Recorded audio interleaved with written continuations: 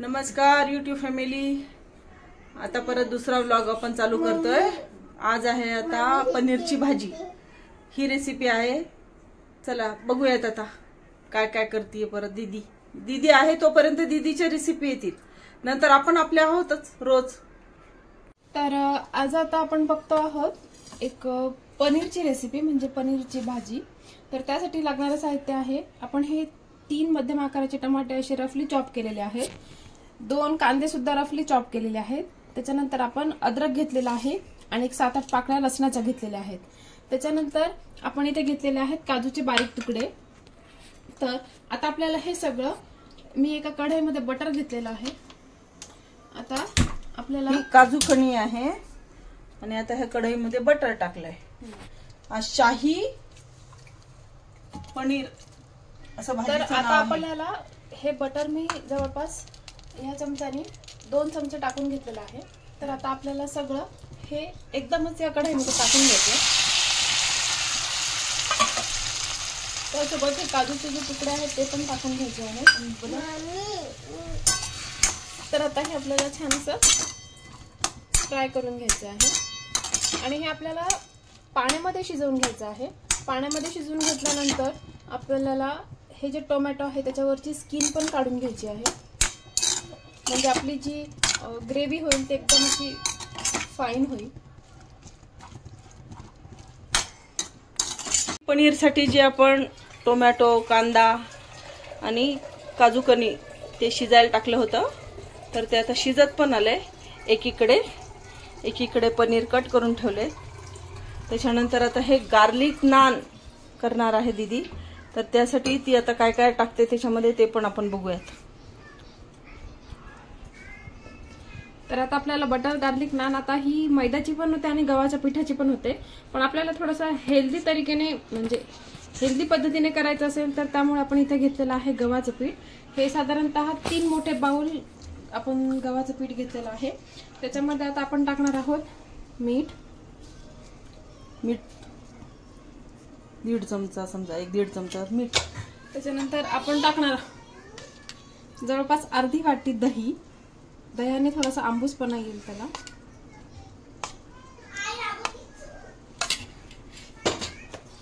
त्यानंतर आता आपण ह्यामध्ये टाकणार आहोत बेकिंग पावडर, हा जवळपास अर्धा चमचा।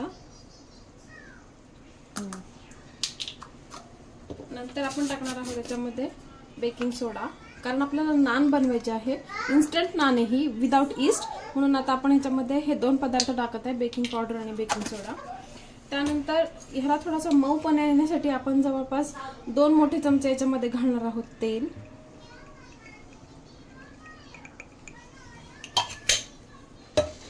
आता हे सगळे पदार्थ जे आपण ह्याच्यामध्ये टाकलेले आहेत, आता हे आपल्याला ह्याच्यामध्ये छान असे मिक्स करून घ्यायचे आहेत। तर आता आपण हे छान असं या कणकेमध्ये मिक्स करून घेतलेलं आहे। तर आता आपल्याला याच्यामध्ये थोडं पाणी टाकायचं आहे, जास्त आपण पाणी नाही टाकायचं कारण हे पातळ होईल पीठ, कारण याच्यामध्ये आपण दही पण घातलेलं आहे, तर दह्याने पण थोडंफार पाणी सुटतं, म्हणून आपल्याला लागेल तसं आता आपण हे पीठ मळून घ्यायचं आहे। आणि मळून घेतल्यानंतर आता आपल्याला ह्याला जवळपास 20 मिनिटं रेस्ट द्यायची आहे, म्हणजे छान ते पीठ फुलेल, कारण आपण यामध्ये बेकिंग पावडर आणि सोडा टाकलेला आहे त्यामुळे। तर हे पहा, आता आपण हे पीठ छान असं मस्त मळून घेतलेलं आहे। आता आपल्याला याला थोडंसं तेल लावून 20 मिनिटं रेस्टला ठेवायचं आहे। तर हे पहा, आता आपण छान असं ह्याला पीठ मळून घेतलेलं आहे आणि असं तेल लावून आता ह्याला आपण छान असं 20 मिनिटं झाकून घेऊया, म्हणजे हे पीठ छान फुगेल आणि नंतर ह्याची नान कशी बनवायची हे मी तुम्हाला सांगते। जी आपण ग्रेव्ही शिजवून घेतली होती ना, ते मी आता मिक्सर मधून काढते। तर हे पहा, आता आपण ते मिक्सर मधून त्याची छान अशी पेस्ट काढून घेतलेली आहे आणि आता हे आपल्याला छान असं रेस्टॉरंट स्टाईल सारखं त्याची अशी फाईन प्युरी आली पाहिजे।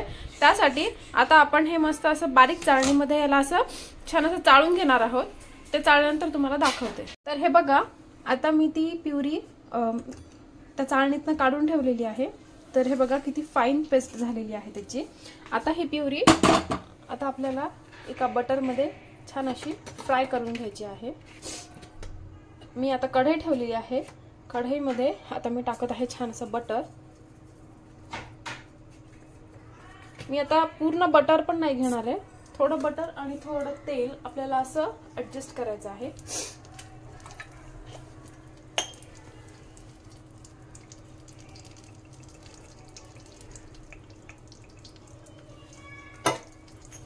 तर हे पहा, मी अशी छान टाकून घेते आता याच्यामध्ये ही प्युरी.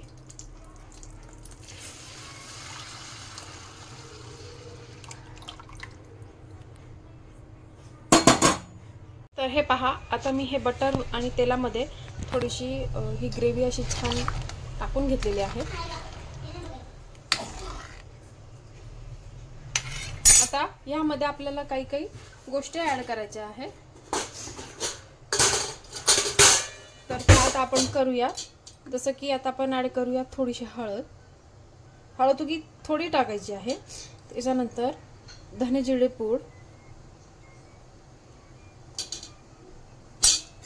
ऍड करून घेतल्यानंतर हे छान असं हलवून घ्यायचं आहे.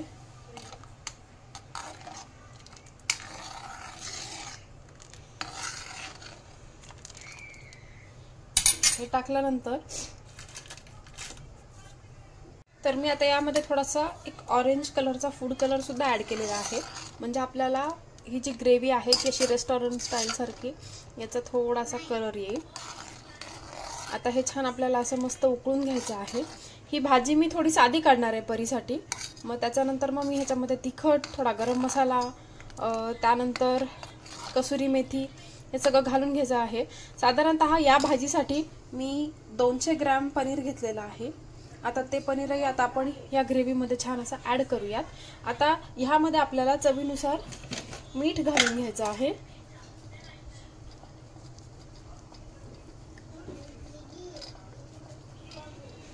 तर ह्यामध्ये आता आपण असं छान असं मीठ घालून घेतलेलं आहे. तर आता याला छान अशी उकळी आलेली आहे या ग्रेव्हीला. तुम्ही बघू शकता ही ग्रेव्ही किती छान अशी फाईन झालेली आहे. आता आपण ह्यामध्ये पनीर घालून घेऊयात. आता आपण ह्याच्यामध्ये पनीर असं छान टाकून घेतलेलं आहे, तुम्ही बघू शकता. तर आता ह्यामध्ये मी आता थोडंसं टाकते तिखट. ही भाजी जास्त तिखट नाही करणार आहे, थोडंसं अर्धा चमचा तिखट. त्याच्यानंतर अर्धा चमचा गरम मसाला. छान असं हलवून घ्यायचं आहे.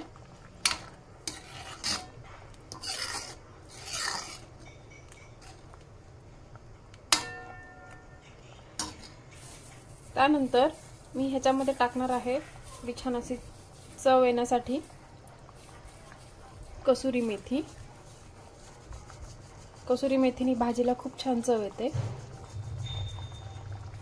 कसुरी मेथी टाकून छान असं हलवून घ्यायचं आहे. कसुरी मेथी टाकल्यानंतर मी आता ह्याच्यामध्ये टाकणार आहे मस्त अशी कोथिंबीर. कोथिंबीर टाकली कमी. आता ही जी आहे ही आपल्या दुधावरची साय आहे. ही छान अशी मी अशी फेटून घेतलेली आहे आणि ही आता थोडी टाकते आणि थोडी ठेवली आहे मी. नंतर आपण जेव्हा सर्व करू तेव्हा थोडी गार्निशिंगसाठी ठेवणार आहे. तर तुम्ही बघू शकता ही भाजी किती छान झाली आहे.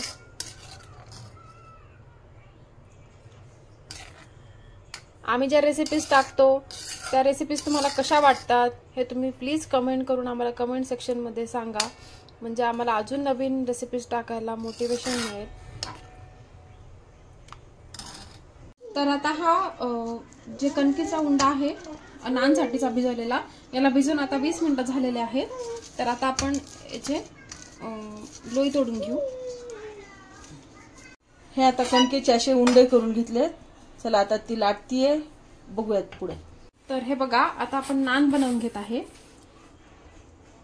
तर असं मस्त लाटून घ्यायचे आहे सगळ्यात पहिले.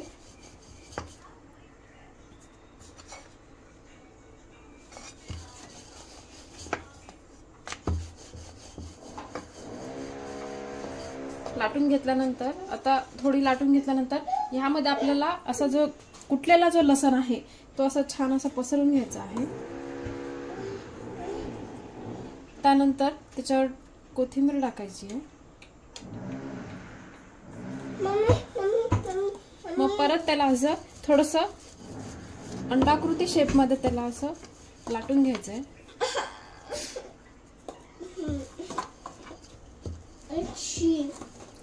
आमच्या परीला पण मध्ये मध्ये येऊन स्वयंपाक करावा वाटतो. मग आता त्यानंतर ह्याला मागच्या बाजूने थोडंसं पाणी लावून घ्यायचं आहे.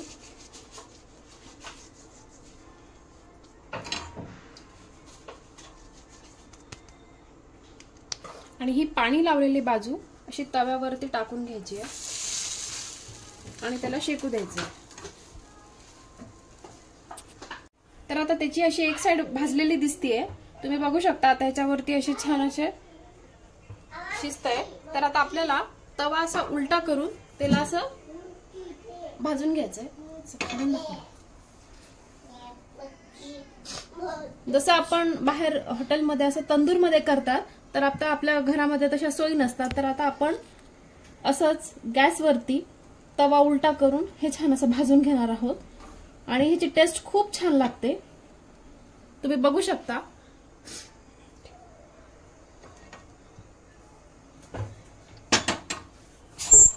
आता आपण चटण्याच्या सहाय्याने बघायचं की खालून आपली नान कशी झालेली आहे. हे बघा, खालून अजून थोडी भाजू देऊयात त्याला.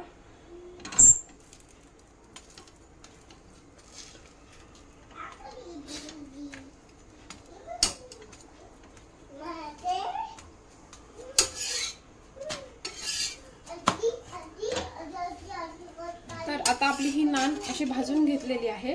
तर आता आपण ह्याला असं खाली काढून घेऊया आणि ह्याला असं बटर लावून घ्यायचं आहे.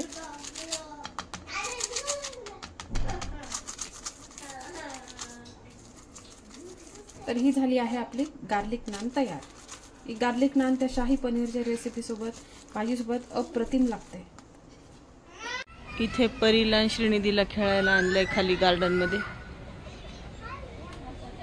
दीदी आहे तिकडे. ही परी आली गुलाबी ड्रेस. श्रीनिधी दीदी. मी इथे येऊन बसले गार्डन मध्ये. संध्याकाळ स्वयंपाक झाला, आवरलं. मस्त सगळी मुलं खेळत आहेत. छान वाटतं सगळ्यांना बघायला. परी किरकिर करते संध्याकाळी घरामध्ये. आज आता हा व्हिडिओ संध्याकाळच्या स्वयंपाकाचा झालेला आहे. तो आता मी थोड्या वेळाने लोड करून पाठवून देईन, अपलोड करून. तुम्हाला व्लॉग कसे वाटत आहेत कमेंटमध्ये सांगा. आणि कोण कोण कुठून बघतंय गावाची नावं सांगा.